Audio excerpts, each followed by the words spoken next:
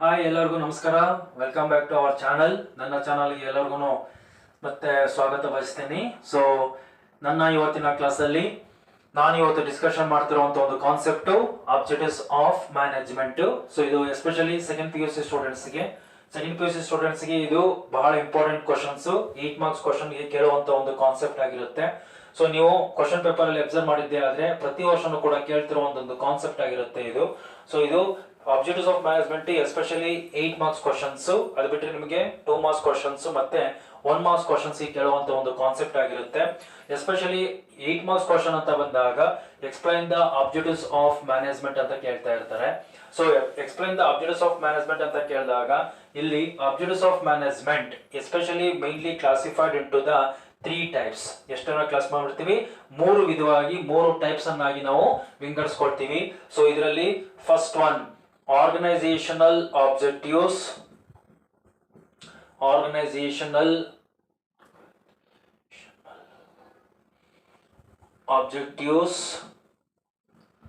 then second one social objectives,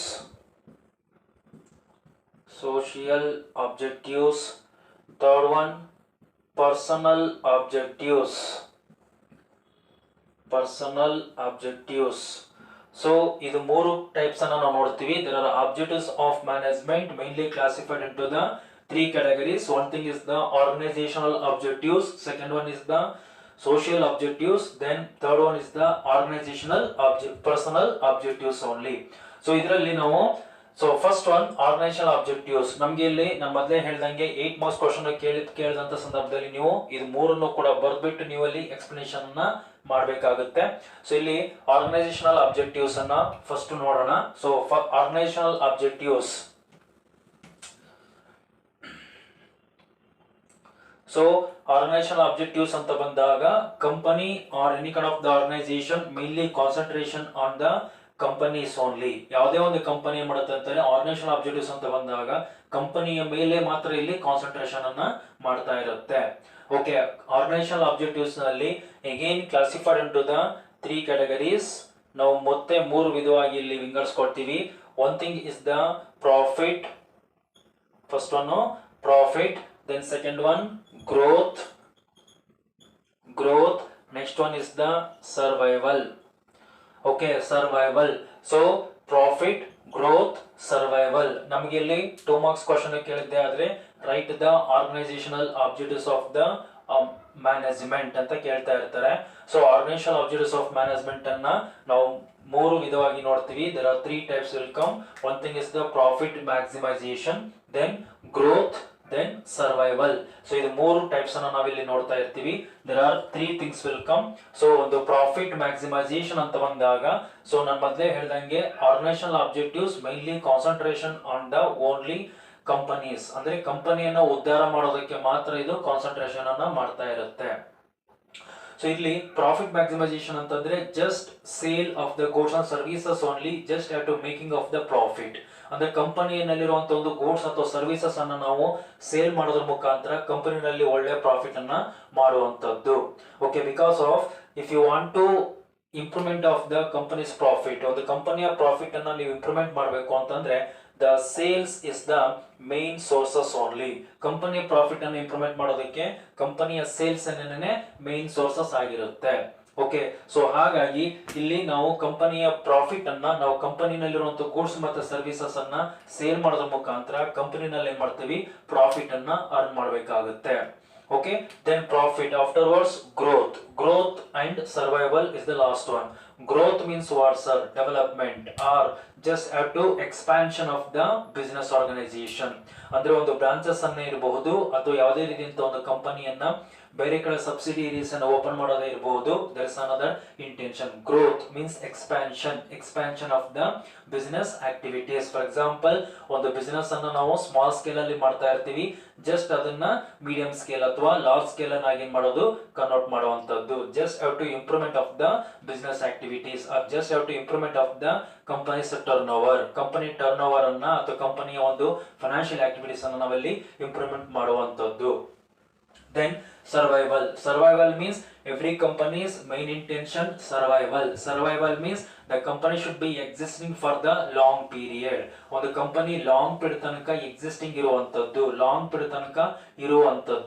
ಯಾವಾಗ ಒಂದು company long period ತನಕ ಕಂಪನಿ ಅಥವಾ ಕಾರ್ಪೊರೇಟ್ ಸೆಕ್ಟರ್ಸ್ ಅಲ್ಲಿ ಉಳ್ಕೊಳ್ಳುತ್ತೋ ಆ ಒಂದು ಸಿಚುಯೇಷನ್ಸ್ ಅಲ್ಲಿ we can easily to earn the good profit also. ಅಂದ್ರೆ ಈ ಆರ್ಗನೈಸೇಷನಲ್ ಆಬ್ಜೆಕ್ಟಿವ್ಸ್ ಅಂತ ಬಂದಾಗ ನಾನು ಮೊದಲೇ ಹೇಳ್ದಂಗೆ organisational objectives mainly there are three things will come. One thing is the profit, then growth, survival. ಒಂದು ಕಂಪನಿ ತಾನು ಉದ್ಧಾರ ಆಗೋದಕ್ಕೆ ಮಾತ್ರ ಇಲ್ಲಿ ಕಾನ್ಸಂಟ್ರೇಷನ್ ಮಾಡ್ತಾ ಇರುತ್ತೆ. ಇದು ಬಹಳ ಇಂಪಾರ್ಟೆಂಟ್ ಕ್ವಶನ್, ನಿಮಗೆ 2 ಮಾರ್ಕ್ಸ್ಗೆ ಅಥವಾ 8 ಮಾರ್ಕ್ಸ್ ಕ್ವಶನ್ಗೆ ಬರುವಂತದ್ದು ಅಥವಾ 1 ಮಾರ್ಕ್ಸ್ ಕ್ವಶನ್ ಕೂಡ ಕೇಳುವಂತ ಒಂದು ಕಾನ್ಸೆಪ್ಟ್ ಆಗಿರುತ್ತೆ. ಸೊ ಇದು ಆರ್ಗನೈಸೇಷನಲ್ ಆಬ್ಜೆಕ್ಟಿವ್ಸ್ ಅಂತ ನಾವು ಹೇಳ್ಬಹುದು. ದೆನ್ ಇನ್ನ ಸೆಕೆಂಡ್ ಕ್ಯಾಟಗರೀಸ್ ಅಂತ ಬಂದಾಗ ನಾನು ಮೊದಲೇ ಹೇಳ್ದಂಗೆ ನಿಮಗೆ ಸೋಷಿಯಲ್ ಆಬ್ಜೆಕ್ಟಿವ್ಸ್. ಸೊ ಸೋಷಿಯಲ್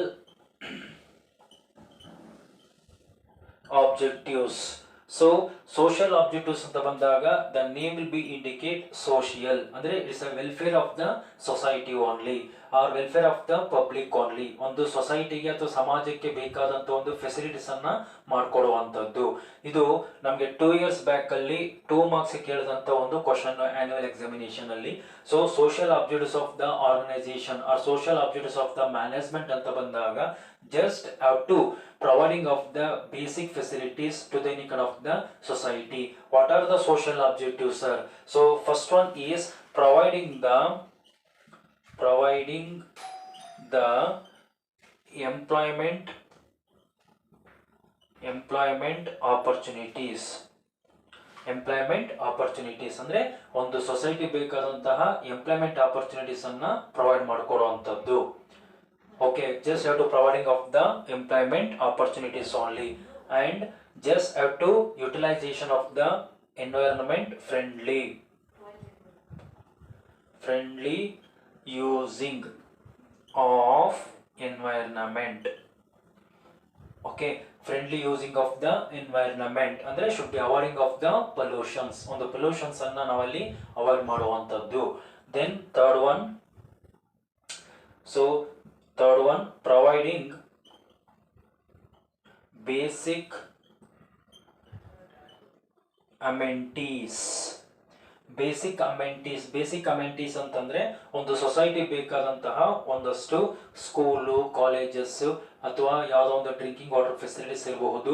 ಈ ರೀತಿ ಫೆಸಿಲಿಟೀಸ್ ಅಲ್ಲಿ ಮಾಡ್ಕೊಡುವಂತದ್ದಾಗಿರುತ್ತೆ. So social objectives of the management.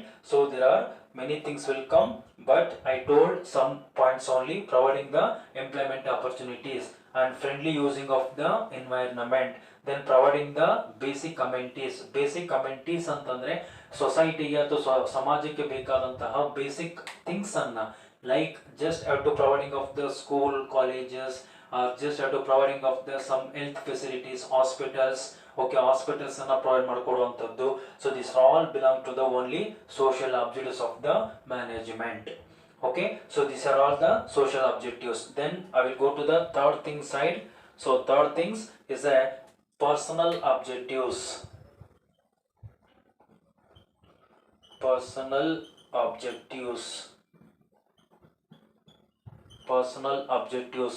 objectives, the name will indicate is a mainly concentrate on the persons or employees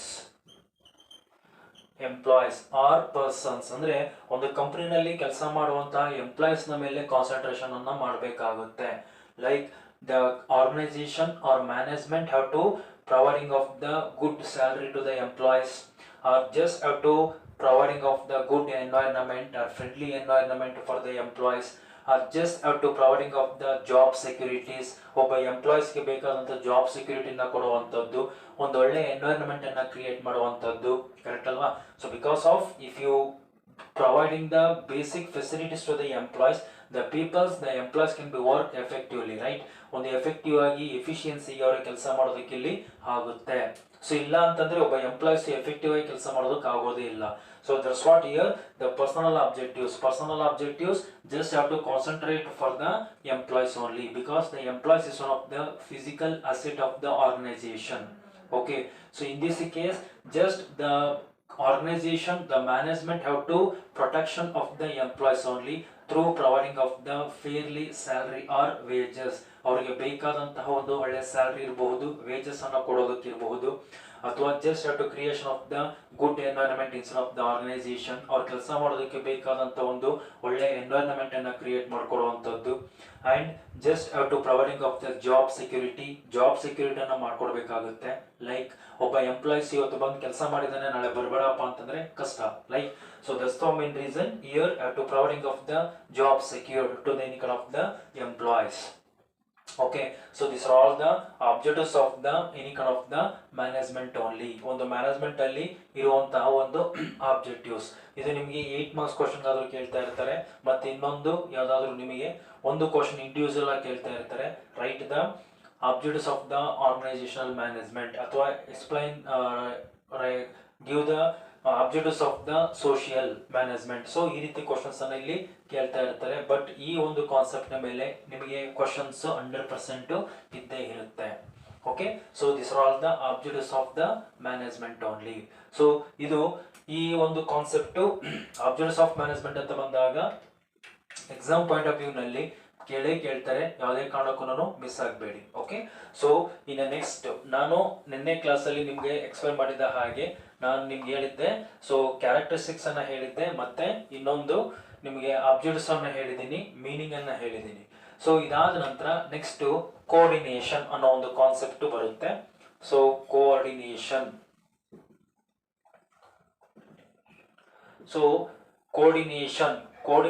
ಅಂತ ಬಂದಾಗ coordination is another concept. Okay, coordination it is not A function of management. ಇದು ಬಹಳ important.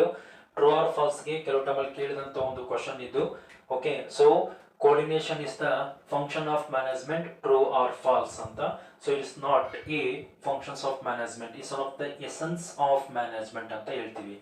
Essence of management ಅಂತಂದ್ರೆ ಏನು sir? Essence ಅಂತಂದ್ರೆ ಅವಶ್ಯಕತೆ ಅಂತ.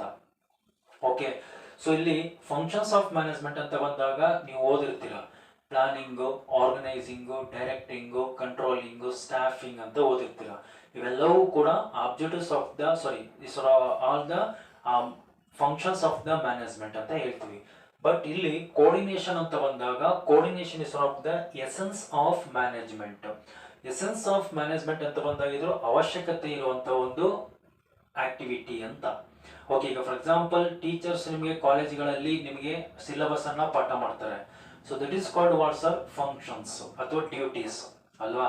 ಆದರೆ ಒಬ್ಬ ಟೀಚರ್ ಆಗಿ ಇದ್ಕೊಂಡು ಏನ್ ಮಾಡ್ತಾರೆ, ನಿಮಗೆ ನಿಮ್ಮ ಒಂದು ಕರಿಯರ್ ಬಗ್ಗೆ ಅಥವಾ ನಿಮ್ಮ ಫ್ಯೂಚರ್ ಬಗ್ಗೆ ನಿಮಗೆ ಗೈಡ್ಲೈನ್ಸ್ ಅನ್ನ ಕೊಡ್ತಾ ಇರ್ತಾರೆ.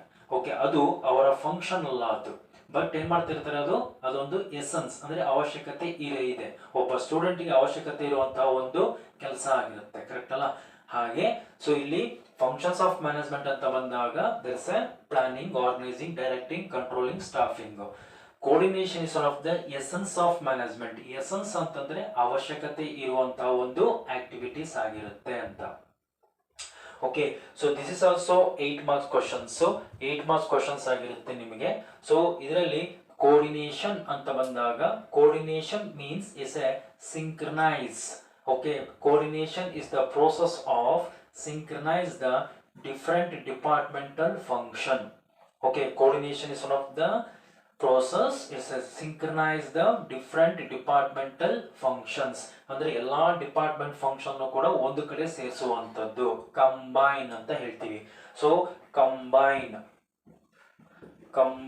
the different departmental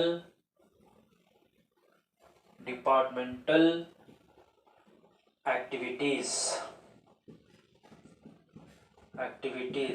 ಅಂದ್ರೆ ಕಂಬೈನ್ಸ್. ಅಂದ್ರೆ ಕೋಆರ್ಡಿನೇಷನ್ ಅಂತ ಬಂದ ತಕ್ಷಣ ನೆನಪಿಟ್ಕೊಳ್ಳಿ ಕಂಬೈನ್ಸ್ ಅಥವಾ ಸಿಂಕ್ರನೈಸ್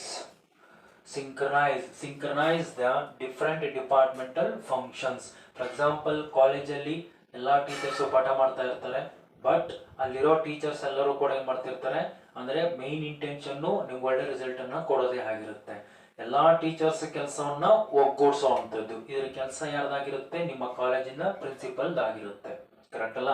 ಸೊ ಸಿಂಕ್ರನೈಸ್ ಒಗ್ಗೂಡಿಸುವಂತದ್ದು ಏನಕ್ಕೆ ಅಂತಾರೆ, ಕೋಆರ್ಡಿನೇಷನ್ ಅನ್ನೋದು ಬಹಳ ಇಂಪಾರ್ಟೆಂಟ್ ಎಲ್ಲೇ ಹೋದ್ರು ಕೂಡ, not only education institutions, if you go to the any kind of the company sectors or corporate sectors also.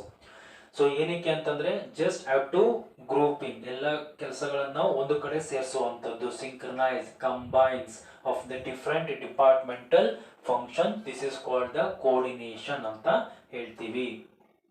Okay, so coordination ಅಂತಂದ್ರೆ ಹೇಳಿದೆ it's of the synchronize the different departmental functions or combines the different departmental functions, that is called the coordination. Okay, ಇದು ನಮಗೆ last year ಅಲ್ಲಿ before last year ಅಲ್ಲಿ ಕೇಳಿದಂತಹ ಒಂದು question ಇದು. So ಇದು ಕೂಡ ನಮಗೆ 8 ಮಾರ್ಕ್ಸ್ ಕ್ವಶನ್ಗೆ ಕೇಳುವಂಥದ್ದು ಇರುತ್ತೆ ಇದರಲ್ಲಿ. ಸೊ ಎಸ್ಪೆಷಲಿ ಇದು 1 ಮಾರ್ಕ್ಸ್ ಕೇಳಿದ್ದೆ ಆದರೆ coordination is functions of management, true or false ಅಂತ ಹೇಳ್ತಾರೆ. It's A falls because of it's one of the essence of management, ನಾನು ಮೊದಲೇ ಹೇಳಿದೆ. ಮತ್ತೆ ಇದರಲ್ಲಿ ನಾವು ಮೀನಿಂಗ್ ಅನ್ನ ಹೇಳಿದೆ. ಮೀನಿಂಗ್ ಅಂತ ಬಂದಾಗ combines or just have to synchronize the different departmental functions, that is called the coordination ಅಂತ ಹೇಳ್ತೀವಿ. ಬಹಳ ಇಂಪಾರ್ಟೆಂಟ್. ನಾವು ನೆಕ್ಸ್ಟ್ ಕ್ಲಾಸ್ ಹೋಗ್ತಾ ಹೋಗ್ತಾ ನಿಮಗೆ ಒಂದಷ್ಟು ಗೈಡ್ಲೈನ್ಸ್ ಅನ್ನ ಮಾಡ್ತೀನಿ. ಬಿಸ್ನೆಸ್ ಸ್ಟಡೀಸ್ ಏನಕ್ಕೆ ಅಂತಂದ್ರೆ ತುಂಬಾ ಜನ ಸ್ಟ್ರಗಲ್ ಪಡ್ತೀರಾ, ಥಿಯರಿ ಸಬ್ಜೆಕ್ಟು ಸ್ವಲ್ಪ ಇರಿಟೇಟ್ ಆಗುತ್ತೆ ಅಂತ ಅಂದ್ಬಿಟ್ಟು, but it's very easy. Okay, ಕೆಲವೊಂದು ಚಾಪ್ಟರ್ ನೇಮ್ಗಳನ್ನು ಹೇಳ್ತಾ ಹೋಗ್ತೀನಿ ನಿಮಗೆ ಮುಂದಿನ ಕ್ಲಾಸ್ಗಳಲ್ಲಿ. ನಿಮಗೆ ಅದು ಸ್ವಲ್ಪ ಹೆಲ್ಪ್ ಆಗುತ್ತೆ. ಯಾವ ಚಾಪ್ಟರ್ನ ಓದಿದ್ರೆ ನಿಮಗೆ ಎಷ್ಟೆಷ್ಟು ನಿಮಗೆ ಮಾರ್ಕ್ಸ್ ಅನ್ನ ಸಿಗುತ್ತೆ ಅಂತ ಹೇಳ್ತಾ ಹೋಗ್ತೀನಿ. ನಿಮ್ಗೆ ಈಸಿ ಆಗುತ್ತೆ. ಮತ್ತೆ ಯಾವ ರೀತಿಯಲ್ಲಿ ಓದಬೇಕು ಅನ್ನೋದನ್ನು ಕೂಡ ನಾನು ನಿಮಗೆ ಗೈಡ್ ಮಾಡ್ತೀನಿ ಬಿಸ್ನೆಸ್ ಸ್ಟಡೀಸ್ ಅಲ್ಲಿ. ಎಸ್ಪೆಷಲಿ ನಮ್ಮ ಕಾಮರ್ಸ್ ಅಲ್ಲಿ business studies and accountancy is a major subject. Both are one of the scoring subject only. ಎರಡೂ ಕೂಡ ಸ್ಕೋರಿಂಗ್ ಸಬ್ಜೆಕ್ಟ್ ಆಗಿದೆ.